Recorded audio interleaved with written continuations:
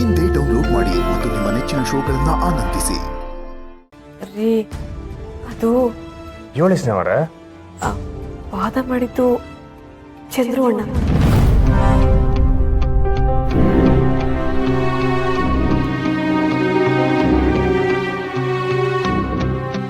ರೀ ಈಗ ಚಂದ್ರು ಅಣ್ಣ ಇಲ್ಲ ಅಂದಿದ್ರೆ ನಮಗ್ ಮನೇನೆ ಸಿಗ್ತಿರ್ಲಿಲ್ಲ.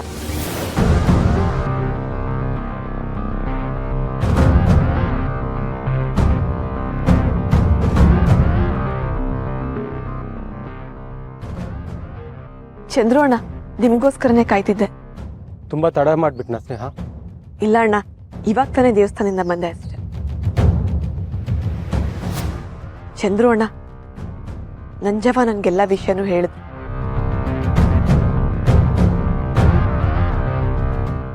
ಮನುಷ್ಯನಾಗ ಹುಟ್ಟಿದ್ಮೇಲೆ ತಪ್ಪು ಮಾಡೋ ಸಹಜ.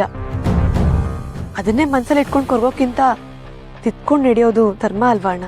ತಿದ್ಕೊಳಕ್ ಆಗದೆ ಇರೋಂಥ ತಪ್ಪು ಮಾಡಿರೋದಕ್ಕೆ ಆ ಪಾಪ ಪ್ರಜ್ಞೆ ಇನ್ನೂ ಕಾಡ್ತಾ ಇರೋದು. ಗಂಟಿ ಆಗ್ಲಿ ಹತ್ತು ಸ್ವರ್ಗದಲ್ಲಿರೋ ನಮ್ಮ ಅತ್ತೆ ಆಗ್ಲಿ ನಿಂಗೆ ಕ್ಷಮಿಸೋದಿಲ್ಲ ಅಂತ ಗೊತ್ತು. ಆದ್ರೆ ನನ್ನ ಅವತ್ತು ಮಾಡಿರೋ ತಪ್ಪಿಗೆ ಪ್ರತಿ ದಿನಾನು ಕುರ್ಗಿ ಸಾಯ್ತಾ ಇದ್ದೀನಿ ಸ್ನೇಹ. ಮುಂಬೈಗೆ ಹೋಗದೆ ಇದ್ದಿದ್ರೆ ಇಷ್ಟೆಲ್ಲ ಆಗ್ತಾನೆ ಇರಲಿಲ್ಲ ಅನ್ಸುತ್ತೆ. ನಿಖಾ ಮತ್ತೆ ಅವ್ರ ಅಪ್ಪ ನನ್ನ ಟ್ರ್ಯಾಪ್ ಮಾಡಿಬಿಟ್ರು. ನಾನು ಆ ವಿಷಯ ಇನ್ಯಾರಿಗೂ ಗೊತ್ತಾಗಬಾರ್ದು ಅಂತ ಅಂದ್ಕೊಂಡೆ. ನಿನ್ನನ್ನು ಕೂಡ ಅದೇ ಕಾರಣಕ್ಕೆ ದೂರ ಇರು ಅಂತ ಅಂದೆ. ಆದರೆ ಅವತ್ತು ನಾನು ಅತ್ತೆ ಹತ್ರ ಸಿಗಾಕೊಂಡೆ. ಅತ್ತೆ ಗೊತ್ತಾದ್ಮೇಲೆ ನಾ ವಿಷಯ ಹೊಸಗೂ ಗೊತ್ತಾಗುತ್ತೆ ಅನ್ನೋ ಭಯದಲ್ಲಿದ್ದೆ. ಅನಿಕಾ ಮತ್ತೆ ಅವ್ರ ಅಪ್ಪನ ಮಾತು ಕೇಳಿ ನನ್ನ ಅತ್ತೆನೇ ಸಾಯಿಸೋದಕ್ಕೆ ರೆಡಿ ಆಗ್ಬಿಟ್ಟು. ಇಂಥ ತಪ್ಪು ಮಾಡಿದ್ಮೇಲೂ ಹೇಗೆ ನೆಮ್ಮದಿಯಾಗಿರ್ಲಿ ಸ್ನೇಹ? ಆದ್ರೆ ಬುಲೆಟ್ ನಿಮ್ ಗನ್ನಿಂದ ಫೈರ್ ಆಗಿಲ್ಲ ಅಲ್ವಾ ಅಣ್ಣ? ಕಾನೂನು ಪ್ರಕಾರ ನೀವು ನಿರಪರಾಧಿನೇ. ಸಾಯಿಸ್ತೀನಿ ಅಂತ ತಯಾರಾದಾಗ್ಲೇ ನನ್ನ ಕೊಲೆಗಾರ ಆಗೋದೆ ಸ್ನೇಹ. ಕಾನೂನಿಗೆ ಮೋಸ ಮಾಡಬಹುದು ಸ್ನೇಹ, ಆದ್ರೆ ನಮ್ಮ ಮನಸ್ಸಾಕ್ಷಿಗೆ ಮೋಸ ಮಾಡೋಕ್ಕಾಗತ್ತಾ ಹೇಳು? ನನಗೆ ಗೊತ್ತು ನಾನು ಹಿಂಗೆ ಮಾಡಿರೋ ತಪ್ಪಿಗೆ ಕ್ಷಮೆ ಇಲ್ಲ ಅಂತ. ಆದರೆ ಪಾಪ ಪರಿಹಾರ ಮಾಡ್ಕೊಳಕ್ಕೆ ಒಂದೇ ಒಂದು ಅವಕಾಶ ಬೇಕು. ಅಯ್ಯೋ ಚಂದ್ರೋಣ, ಏನ್ ಮಾಡ್ತಿದ್ದೀರಾ? ಚಂದ್ರೋಣ, ಕೈ ಇಳಿಸಿ, ಅಳ್ಬಿಡಿ, ಕೈ ಇಳಿಸಿ.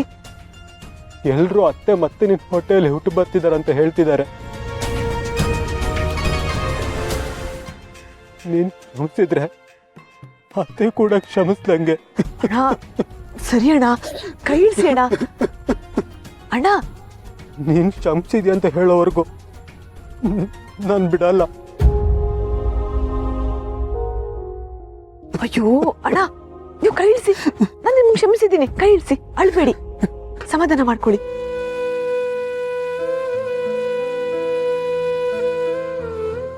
Thanks Sneha, thank you so much ನನ್ನ ಅರ್ಥ ಮಾಡ್ಕೊಂಡಿದ್ದಕ್ಕೆ. ಚಂದ್ರು ಅಣ್ಣ, ಇದಿಲ್ಲಿಗೆ ಕೊನೆ ಆಗ್ಲಿ. ಇನ್ನು ಯಾವತ್ತೂ ನಾವು ಈ ವಿಷಯದ ಬಗ್ಗೆ ಮಾತಾಡೋದು ಬೇಡ. ಅಂದಹಾಗೆ ನಾನೊಂದು ಇಂಪಾರ್ಟೆಂಟ್ ವಿಷಯ ಮಾತಾಡಬೇಕು ಅಂತ ಬಂದೆ. ನಂಜಮ್ಮ ನಿಮಗೆ ಮನೆ ವಿಷಯ ಹೇಳಿದ್ರಾ? ಹೇಳಿದ್ದಾರೆ ಸ್ನೇಹ. ನಾನು ಆಗಲೇ ಆ ಕೇಸ್ ವಿಚಾರ ಸ್ಟಡಿ ಮಾಡಿದ್ದೀನಿ. ಆದರೆ ನಿಮ್ಗಳು ಒಪ್ಪಿಗೆ ಇಲ್ದೆಲ್ಲ ನಾನು ಆ ಕೇಸಲ್ಲಿ ಇಂಟರ್ಫಿಯರ್ ಆದರೆ ಗಟ್ಟಿ ಕೋಪ ಬರುತ್ತೆ ಅಂತ ನಾನು ಸುಮ್ಮನೆ ಇದ್ದೆ. ಆದರೆ ಈಗ ನಾನು ಮಾತು ಕೊಡ್ತಿದ್ದೀನಿ ಸ್ನೇಹ, ಆ ಮನೆನ ಉಳಿಸ್ಕೊಡೋ ಜವಾಬ್ದಾರಿ ನಂದು.